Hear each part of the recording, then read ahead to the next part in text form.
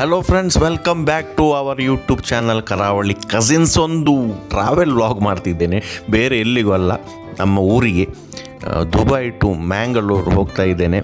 ನೋಡಿ, ದುಬೈಯ ಟರ್ಮಿನಲ್ 3ಯಲ್ಲಿದ್ದೇನೆ ನಾನು guys. Emirates terminal, ಇದು ವರ್ಲ್ಡಿನ one of the biggest terminal. Biggest ಮಾತ್ರ ಅಲ್ಲ, ಬ್ಯುಸಿಯೆಸ್ಟ್ ಟರ್ಮಿನಲ್. ಖುಷಿ ಆಗ್ತಿದೆ ಗೈಸ್ ನಮ್ಮ ಊರಿಗೆ ಹೋಗಲಿಕ್ಕೆ.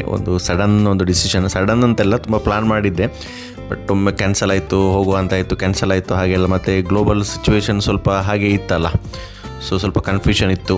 ಸೊ ಈಗ ಡೈರೆಕ್ಟ್ ಹೋಗೋ ಪ್ಲಾನ್ ಇತ್ತು ಮ್ಯಾಂಗ್ಳೂರಿಗೆ, ಬಟ್ ಕೆಲವು ರೀಸನ್ಗಳಿಂದ ನಾನು ಮುಂಬೈ ಹೋಗಿ ನಂತರ ಮ್ಯಾಂಗ್ಳೂರು ಹೋಗ್ತಿದ್ದೇನೆ. ಅದು ಅಂದರೆ ಒಂದು ಏರ್ ಇಂಡಿಯಾ ಎಕ್ಸ್ಪ್ರೆಸ್ ನಮ್ಮ ದುಬೈಯಿಂದ ಮ್ಯಾಂಗ್ಳೂರಿಗೆ ಡೈರೆಕ್ಟ್ ಫ್ಲೈಟ್ ಇದ್ದದ್ದು.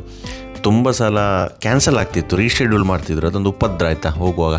ಸೊ ಅದೊಂದು ರೀಸನ್. ಎರಡನೇದು, ಟಿಕೆಟ್ ಪ್ರೈಸು ತುಂಬ ಎಕ್ಸ್ಪೆನ್ಸಿವ್ ಇತ್ತು ಕಂಪೇರ್ ಮಾಡಿದರೆ.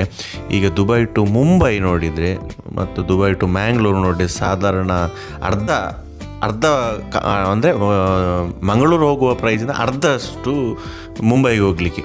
ಸೊ ಅದು ಯಾವ ಫ್ಲೈಟಲ್ಲಿ ಗೈಸ್ ಗೊತ್ತುಂಟಾ? Emirates flights. ಎಮಿರೇಟ್ಸಲ್ಲಿ ಏರ್ ಇಂಡಿಯಾ ಎಕ್ಸ್ಪ್ರೆಸ್ಗಿಂತ ಹಾಫ್ ಫೇರ್ ಅಂತ ಹೇಳಿದರೆ ನೀವು ಬಿಲೀವ್ ಮಾಡ್ತೀರಾ ಗೈಸ್? ಹಾಫ್ ಅಂದರೆ ಹಾಫಿಗಿಂತ ಸ್ವಲ್ಪ ಮೇಲೆ. ಬಟ್ ಆ ಒಂದು ಚಾನ್ಸನ್ನು ಮಿಸ್ ಮಾಡಬಾರ್ದು, ಬೇಡ ಅಂತಾಯಿತು. ಮುಂಬೈಗೆ ಹೋಗಿ ನಂತರ ಮ್ಯಾಂಗ್ಳೂರಿಗೆ ಹೋಗುವ ಅಂತೇಳಿ. ಎಮಿರೇಟ್ಸ್ ಫ್ಲೈಟ್ ಸೂಪರ್ ಇದೆ, ಒಂದು ಇಂಟರ್ನ್ಯಾಷನಲ್ ವೈಬ್ಸ್ ಬರ್ತದೆ. ಮತ್ತು ಫುಡ್ ಅದು ಇದು ಸರ್ವಿಸ್ ಎಲ್ಲ ನೋಡಿದರೆ ನೆಕ್ಸ್ಟ್ ಲೆವೆಲ್. ಅದು ನಾನು ವ್ಲಾಗಲ್ಲಿ ತೋರಿಸ್ಲಿಕ್ಕೆ ಟ್ರೈ ಮಾಡ್ತೇನೆ. ಸೊ ಹಾಗೆ ನಾನು ಹೋಗ್ತಿದ್ದೇನೆ ಗೈಸ್.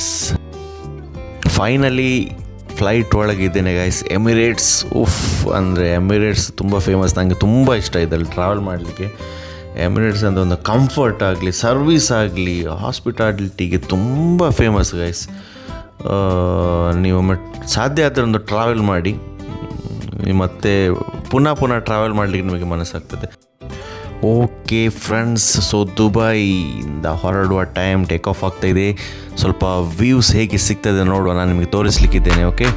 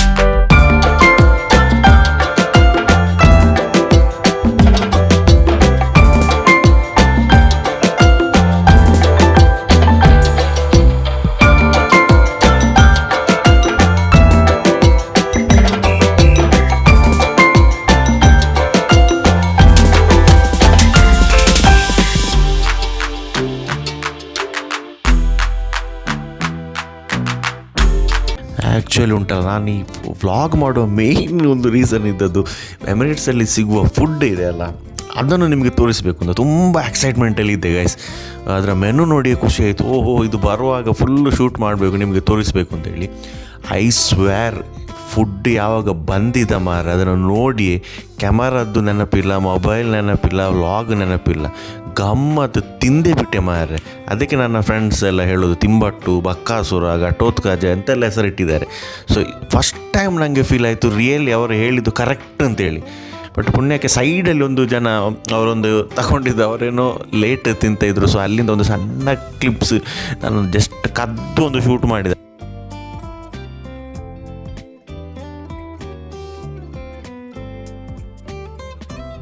ನೋಡ್ತಾ ನಮಗೆ ಗೊತ್ತೇ ಆಗಲಿಲ್ಲ ಮುಂಬೈ ರೀಚ್ ಆಗ್ತಿದ್ದು. ಸೊ ನಮ್ಮ ಸ್ಕ್ರೀನಲ್ಲಿ ತೋರಿಸ್ತಾ ಇತ್ತು ಫ್ಲೈಟಲ್ಲಿ.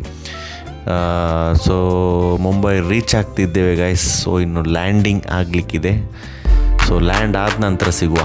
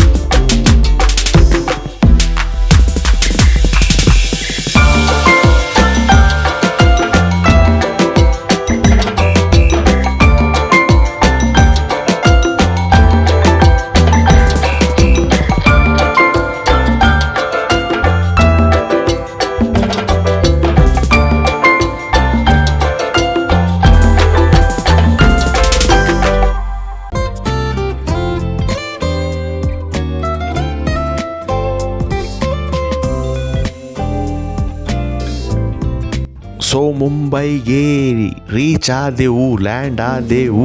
ಬಾಯ್ ಬಾಯ್ ಎಮಿರೇಟ್ಸ್, ಆಮ್ಚಿ ಮುಂಬೈ. ತುಂಬ ಎಕ್ಸೈಟೆಡ್ ಇದ್ದೇನೆ ಗೈಸ್, ಮುಂಬೈಗೆ ಬಂದು ಇಳಿದಿದ್ದೇನೆ. ಸೊ ನೋಡುವ ಇಲ್ಲಿ ಹೇಗೆ.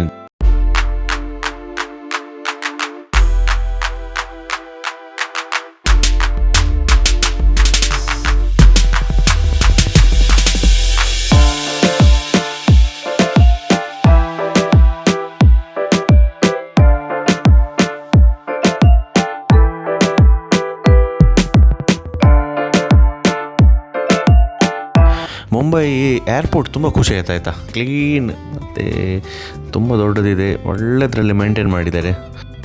ಆ್ಯಕ್ಚುಲಿ ಇಲ್ಲಿಂದ ನನಗೆ ವಿಕ್ರೋಲಿಗೆ ಹೋಗಬೇಕಿತ್ತು ಆಯಿತಾ. ವಿಕ್ರೋಲ್ ನನ್ನ ಫ್ರೆಂಡ್ ವಿನೋದ್ ಇದ್ದಾರೆ. ಆ್ಯಕ್ಚುಲಿ ಅವ್ರದ್ದು ರೆಸ್ಟೋರೆಂಟ್ ಇದೆ. ಸೊ ಅವರಿಗೆ ಬರಲಿಕ್ಕೆ, ರೆಸ್ಟೋರೆಂಟ್ ಬಿಟ್ಟು ಬರಲಿಕ್ಕೆ ಸ್ವಲ್ಪ ಕಷ್ಟ. ಅದಕ್ಕೆ ನಾನು ಹೇಳಿದೆ ನಾನೇ ಬರ್ತೇನೆ ಮಾರೆ, ತೊಂದರೆ ಇಲ್ಲ, ಟ್ಯಾಕ್ಸಿ ಹಿಡ್ಕೊಂಡು ಬರೋದಲ್ವ ಅಂತೇಳಿ. ಸೊ ನಾನು ಇಲ್ಲಿಂದ ಟ್ಯಾಕ್ಸಿ ಫೇರ್ ಎಷ್ಟು ಅಂತ, ಏರ್ಪೋರ್ಟ್ ಟ್ಯಾಕ್ಸಿ ಫೇರ್ ಚೆಕ್ ಮಾಡೋದಾಗ 2000ವರೆಗೆ ಹೇಳಿದರು ಮಾರೆ. ಸೊ ತೊಂದರೆ ಇಲ್ಲ, ನಾನು ಹೋಗುವಂತ ಮೊದಲೊಮ್ಮೆ ಫ್ರೆಂಡಿಗೆ ಫೋನ್ ಮಾಡಿ ಹೇಳಿದೆ. ಅದಕ್ಕೆ ಅವಳು ಅಯ್ಯೋ ಅಷ್ಟು ದೂರ ಇಲ್ಲ ಮಾರೆ, ತುಂಬ ಹತ್ತಿರ, ಈಗ ರಿಕ್ಷಾದವರೆಲ್ಲಾದರೆ ಒಂದು 300 ರೂಪಾಯಿ ಎಲ್ಲ ಆಗ್ತದೆ ಅಂತೇಳಿ. ಹಾಗೆ ನಾನು ಮತ್ತೆ ಓಕೆ ಲಗೇಜ್ ಎಲ್ಲ ಇತ್ತಲ್ಲ, ಒಮ್ಮೆ ಆಯಿತು ಹೋಗುವ ಮಾರೆ. ನಾವು ನಾರ್ಮಲ್ ಹಾಗೆ ಅಲ್ವಾ, ಏರ್ಪೋರ್ಟಿಂದ ಹೋಗುವಾಗ ಅದೆಲ್ಲ ಆಲೋಚನೆ ಮಾಡು, ಸೀದೊಮ್ಮೆ ಮನೆಗೆ ಮುಟ್ಟುವ ಅಂತೇಳಿ ಇರ್ತದೆ. ಬಟ್ ಏನೋ ಒಂದು ಬ್ಯಾಕ್ ಆಫ್ ದ ಮೈಂಡ್ ಆಯಿತು, ಒಬ್ಬನೇ ಬಂದದಲ್ಲ, ಒಂದು ಅಡ್ವೆಂಚರ್ ಟೈಪ್ ಮಾಡುವ ಅಂತೇಳಿ. ನಾರ್ಮಲ್ ನಾನು ಹಣದ್ದು ಒಂದು ಅಷ್ಟು ಥಿಂಕ್ ಮಾಡೋದಿಲ್ಲ ಆಯಿತಾ, ಪಟ್ರಾಸಿ ಖರ್ಚು ಮಾಡೋದು. ಅದಕ್ಕೆ ನನಗೆ ಈಗ ಸೇವಿಂಗ್ಸ್ ಏನು ಮಾಡಲಿಕ್ಕೆ ಆಗಲಿಲ್ಲ ಇಷ್ಟು ವರ್ಷ ಬಂದು ಸೇಲಿ. ಸೊ ಇದೊಂದು ಏನೋ ಒಂದು ಹುಚ್ಚುತನ ಬಂತು, ಒಂದು ಅಡ್ವೆಂಚರಸ್ ಮಾಡೋ ನೋಡ. ಅಷ್ಟು ಡಿಫ್ರೆನ್ಸ್, 300 ರೂಪಾಯಿ ಹೇಗೆ, ಅಲ್ಲಿ 2000, ಇಷ್ಟು ಒಂದು ಹಣ ಉಳಿಸುವ ನೋಡು, ಒಂದು ಅದರಲ್ಲೊಂದು ಖುಷಿಯೇ ಬೇರೆ ಅಲ್ಲ. ಇಷ್ಟು ಸೇವ್ ಮಾಡಿದೆ ಅಂದರೆ ಅದು ಸ್ವಲ್ಪ ಕಷ್ಟ ಆದರೂ ಆದದ್ದಾಗಲಿಂದ ಏರ್ಪೋರ್ಟಿಂದ ಹೊರಗೆ ಬಂದೆ. ಹೊರಗೆ ಬರೋ ಏರ್ಪೋರ್ಟಲ್ಲಿ ಸಹ ಒಂದು ರಿಕ್ಷಾ ಎಲ್ಲ ಇತ್ತು ಒಳಗೆ, ತುಂಬ ದೊಡ್ಡ ಕ್ಯೂ ಇತ್ತು. ಸೊ ತುಂಬ ಜನರೆಲ್ಲ ಸೈಡಿಂದ ನಡೆದುಕೊಂಡು ಹೋಗ್ತಿದ್ರು ಗೈಸ್. ನಾನು ನಡ್ಕೊಂಡು ಓದೆ ಏರ್ಪೋರ್ಟಿಂದ ಹೊರಗೆ ಬಂದೆ. ರೋಡಿಗೆ ಸ್ವಲ್ಪ ಇದನ್ನು ಟ್ರಾಲಿಯನ್ನು ಎಳೆದುಕೊಂಡು ಹೋದೆ. ಟ್ರಾಲಿ ಅಂದರೆ ನಾನು ಸೂಟ್ ಕೇಸ್ ಅದು ಉಂಟಲ್ಲ, ಇನ್ನೊಂದು ಬ್ಯಾಕ್ ಪ್ಯಾಕ್ ಇದೆ, ಅದು ನಡೆದುಕೊಂಡು ಹೋದೆ ಜನರೊಟ್ಟಿಗೆ. ಅಲ್ಲಿ ಯಾರೋ ಹತ್ತಿರದವರೆಲ್ಲ ಈಗ ನಡೆದುಕೊಂಡು ಹೋಗ್ತಿದ್ದು ಕಾಣಬೇಕು, ಅವ್ರ ಹಿಂದೆ ಹೋಗಿ ಹೇಗೆ ಹೊರಗೆ ಬಂದೆ. ಅಲ್ಲೆಲ್ಲ ಮತ್ತೆ ಹೈವೇ ಬಂತು, ಅಲ್ಲೆಲ್ಲ ರಿಕ್ಷಾ ಎಲ್ಲ ಕಾಣ್ತಾ ಉಂಟು. ಜಸ್ಟ್ ಒಂದು ರಿಕ್ಷಾ ಹಿಡಿದು ಅಡ್ರೆಸ್ ಕೊಟ್ಟೆ. ಸೊ ಹಾಗೆ ರಿಕ್ಷಾದಲ್ಲಿ ಟ್ರಾವೆಲ್ ಮಾಡ್ತಾ ಹೋದೆ ಗೈಸ್. ಸೊ ಇದೊಂದು ಖುಷಿ ಆಯಿತು.